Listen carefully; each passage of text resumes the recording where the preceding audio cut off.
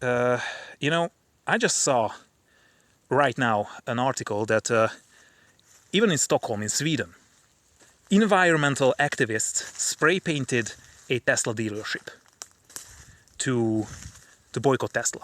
You know that in America, people are protesting Tesla because they don't like Elon Musk. I mean, I can understand the idea, but Sweden doesn't have to do anything with Elon Musk. I mean, that's an electric car business dealership. I mean, they are environmental activists. They dislike Elon Musk more than they like the environment. I am completely baffled over this. I'm puzzled. Again, as an American, sure, you can say some things because, you know, now Elon Musk is involved with governmental issues and a lot of people don't like that. I somewhat can understand that. The way of protesting still is baffling for me. To scratch, vandalize, burn down, just attack random Tesla owners. Why? You know, I'm in Europe. I'm a European. So for me, this entire debate, this entire thing is really distant from us. So we just watch it to happen. And for me, it's really hard to understand that attacking people in Teslas. You know, I saw lots of videos that a guy is just driving a Tesla on the highway, and some people are trying to ram the car off the road. You know, they are brake checking him, flipping them off. What that poor guy has to do anything with this? You are boycotting Tesla, therefore nobody else should own Teslas. And just, you know, keep in mind these are electric cars.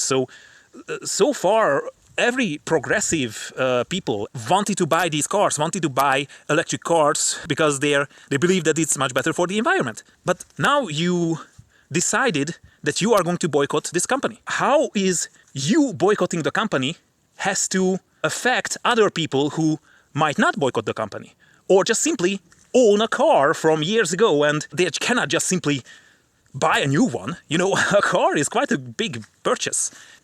I just cannot see that how this kind of protest, when you attack and even vandalize properties of everyday people who has nothing to do with anything.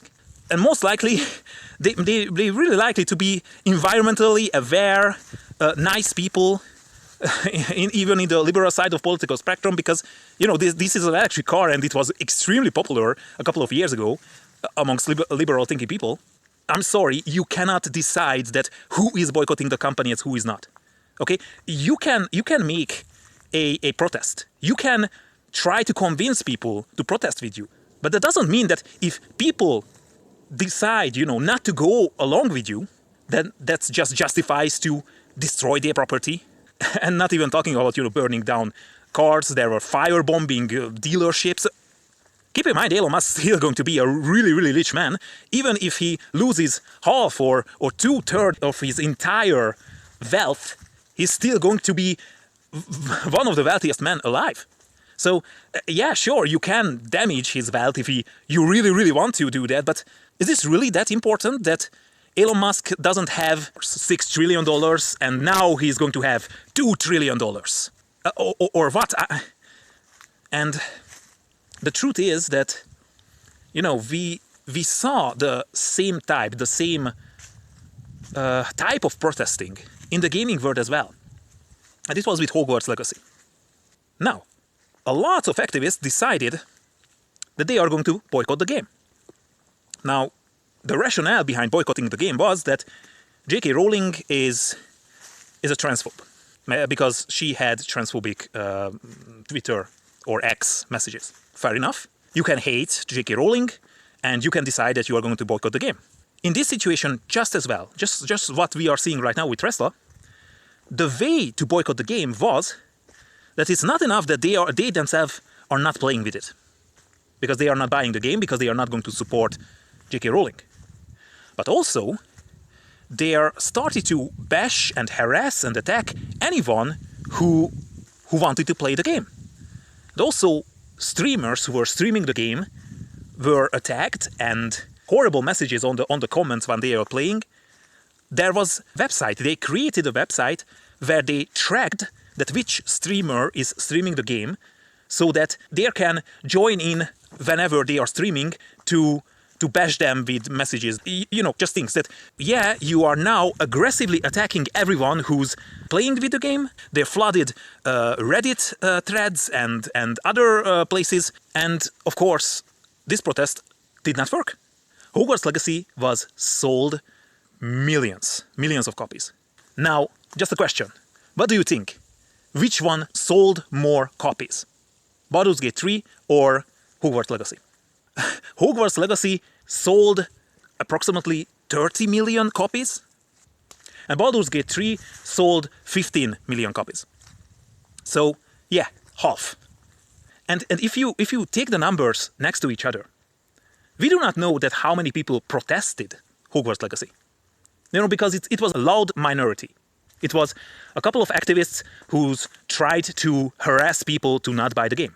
And this is just the thing, that these loud minorities are really trying to harass the majority into supporting them, into doing what they are saying. And because they know that they are a minority, that's why they are getting more and more aggressive.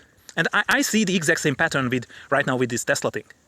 As I said, I can empathize with the feeling of hopelessness, but I cannot understand, comprehend, or support any shape or form the way of protest what these people started to do. You know, the only thing I am surprised, because we are talking about America, that how is that if you know, somebody's brake checking you, if somebody's running up to your car and start to bash on your windows, how are these people not shot yet? We don't all carry guns. Sure, fair enough. Yeah, and again, you know, people who are driving an electric car, they are not carrying guns.